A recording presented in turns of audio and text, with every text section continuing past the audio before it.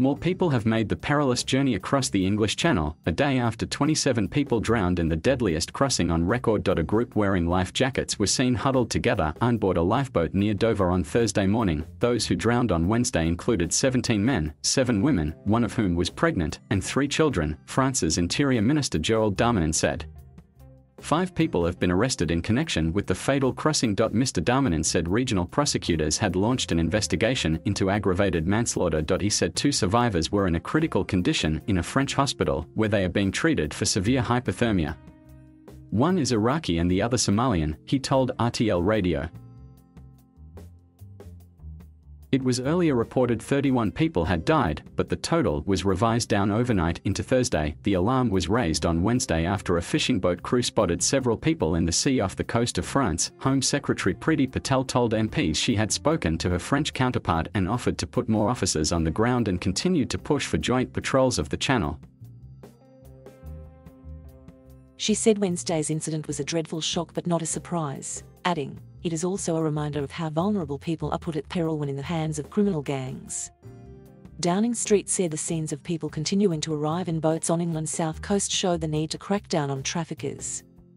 It illustrates that we absolutely need to step up our work with our French counterparts to dismantle this horrific trade which preys on vulnerable people, the Prime Minister's official spokesperson said. Earlier, Immigration Minister Kevin Foster said the UK was determined to smash the evil business model of people traffickers.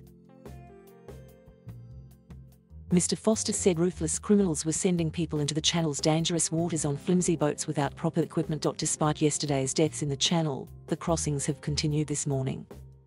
Around 40 migrants have been brought to Dover by the lifeboat charity the Eye. It's windy on the water and extremely cold, but the determination to get to the UK remains as strong as ever. The task is now underway to establish the identities of the people who died.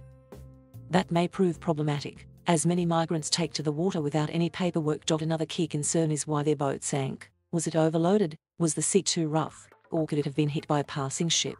The French authorities have described the boat as very flimsy.